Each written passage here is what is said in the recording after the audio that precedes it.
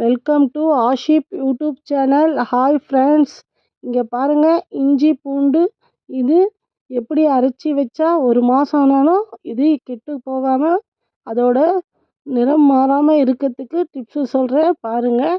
நல்லா இஞ்சி பூண்டு கட் பண்ணி வாஷ் பண்ணி எடுத்துக்கணும். இந்த பாருங்கள், நல்லா உரிச்சிட்டு அதில் தண்ணி இல்லாத மாதிரி ஒரு காட்டன் வச்சு நல்லா சுக்காவாக வாஷ் பண்ணிட்டு பிறகு ஒரு காட்டன் வச்சு தொடச்சிட்டு ஆற வச்சிடணும்.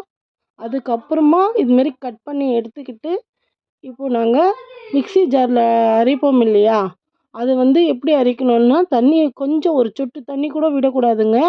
இந்த மாதிரி எண்ணெயை விட்டு, சமையல் எண்ணெய் தாங்க, அதை விட்டு தான் நாங்கள் இப்போ பூண்டு அடிச்சுக்கலாம். இந்த மாதிரி சொட்டு தண்ணி கூட இல்லாமல் நாங்கள் அடித்து வச்சோன்னா அது ஒரு மாதம் ஆனாலும் அதோட வாசனை நிறம் மாறாமல் நல்லா இருக்கும், கெட்டு போகாது. இப்போ பாருங்கள், இஞ்சியும் இந்த மாதிரி கட் பண்ணி வச்சுருக்கேன், அதையும் எண்ணெயை விட்டு அடிச்சிக்கணும். ஒரு சொட்டு தண்ணி கூட விடக்கூடாதுங்க. பாருங்கள் எப்படி இருக்குது பாருங்கள். இப்போ இதை ரெண்டுமே ஒரு டப்பாவில் போட்டு வச்சுக்கலாம்.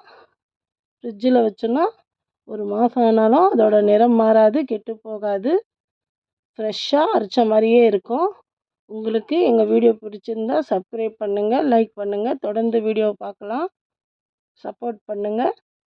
தண்ணி இல்லாமல் ஆயிலை விட்டு நாங்கள் அடித்து வச்சோன்னா நல்லாயிருக்கும். இந்த மாதிரி நீங்கள் ஸ்டோர் பண்ணி ஃப்ரிட்ஜில் வச்சுக்கலாம், எப்போ வேணாலும் எடுத்து ஃப்ரெஷ்ஷாக யூஸ் பண்ணுற மாதிரி இருக்கும்.